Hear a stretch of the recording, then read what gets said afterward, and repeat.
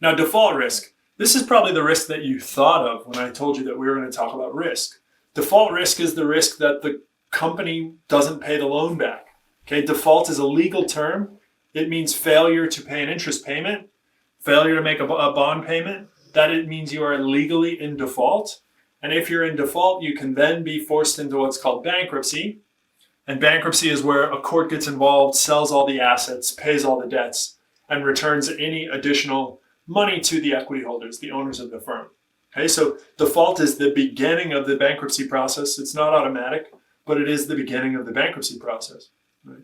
And what we have to do as investors, as people who buy bonds and make loans to companies, is try to assess the risk that a company will default in the future. Okay? And this is not a trivial thing. In fact, it's an incredibly difficult thing to do, to assess risk, the risk that a company won't pay you back. And it's because of some of the things that we've already talked about. We can't even really list all of the risks that a company faces in the future. How could we possibly list and then list those, think about the risks that a company will face and then try to put a number on it? Right? And that's what assessing a default risk is trying to do. Right? Now, there are companies that exist that try to do this. They're called credit rating agencies. You probably heard of them. There's sort of three big ones in the US. One of them is Moody's, one of them is Fitch, and one of them is Standard & Poor's, which is sometimes called S&P. And they've been around for a long time. And what they are in the business of doing is trying to assess the default risk of companies.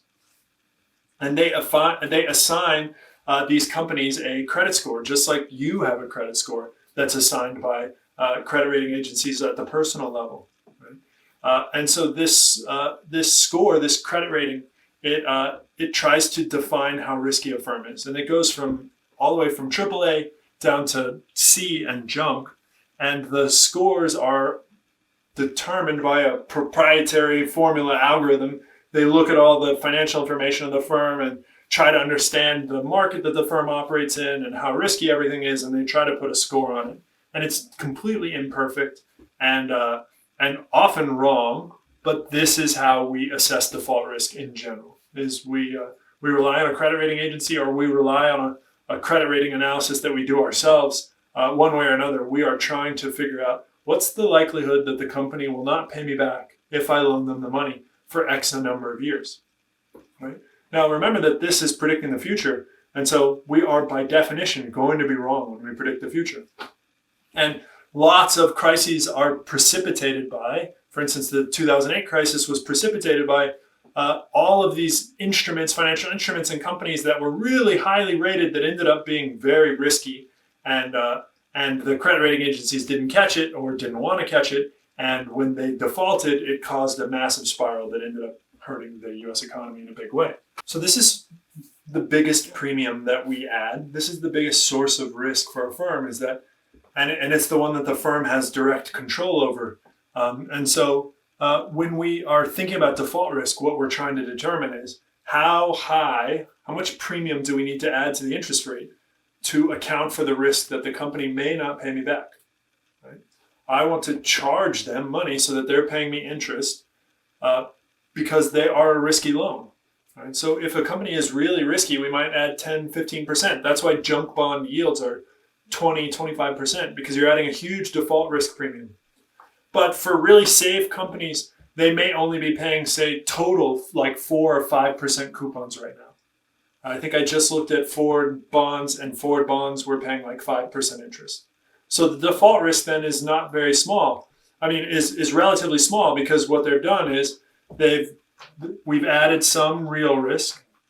We've added some inflation premium, small right now, some interest rate premium, and then we're adding some default risk premium. And ultimately, we're only getting to 5%, so it's relatively small for safe companies. It can be huge for risky companies. Okay? And the last two risks are tax and liquidity risk. And these are the sort of smallest premiums because they're the smallest source of risk, but they do have a risk. Taxability risk is the risk that the tax laws that govern the interest income change before the bond matures. Okay? So there are a couple of different things that we want to be careful of here. One is that right now, paying interest from a company's perspective reduces their own tax bill. So that law could change. We probably super unlikely, but it's possible that a law like that changes, which would hurt the company. Right? Now, from the investor's perspective, which is the risks that we're sort of worried about, the taxability is on the interest income that I earn. So I told you that municipal bonds, they don't, the interest that I get from a municipal bond isn't taxable at the federal level. Because of that, municipal bonds typically pay a lower coupon rate. They pay a lower rate because the investors know that they won't have to pay taxes. I'm actually willing to loan you money at a lower rate because I don't pay taxes on the income. Right? Not completely offset the benefit, but a lower rate. If that law changed, and actually Trump has said he wants to change that law in the past, he hasn't made noise about it recently, but that is something he originally said he wanted to change. So it's possible that that law changes. And if you were, say, holding a 30-year municipal bond that was contracted at a really low rate because you weren't paying taxes on it, and then all of a sudden you had to pay taxes, that's a big risk for you, right? So taxability risk is the risk that the tax laws change in a way that harms the investor over time. Okay, so we're going to charge you a slight premium for that too, even though we think the chance of that law changing is probably slim. Liquidity risk is kind of unique to the bond space, and it's unique because bonds do not trade very frequently. Now remember that liquidity is the ability to convert an asset into cash quickly without loss in value. So what that means here is that it is the ability for us to sell our bonds as quickly without having to sell them at a big discount. Right? But because bonds don't trade very frequently, it is often difficult for us to do that. Right?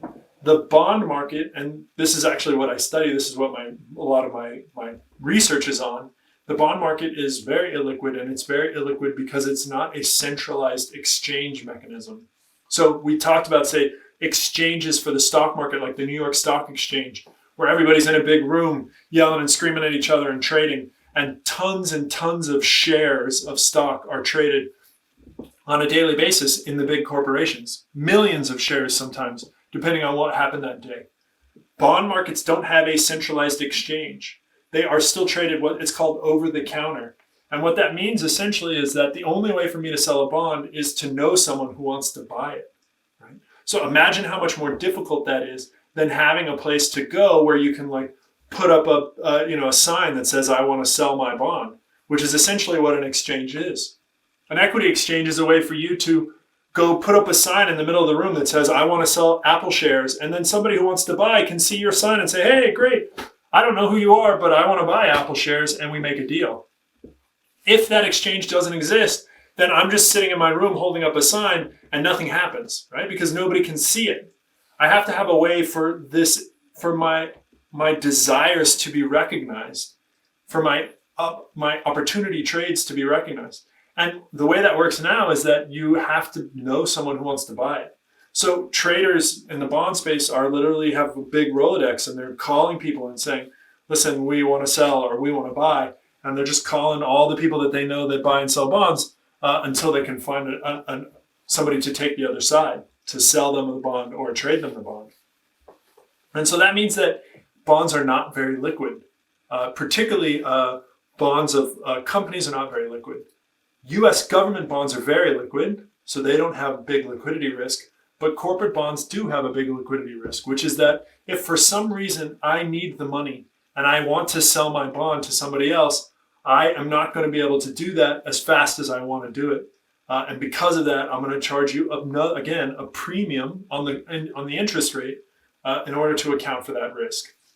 Okay? Now, again, it's not going to be huge, but it is going to be something. Okay, so that's all the risk. You don't have to worry about clean and dirty prices, so don't worry about this.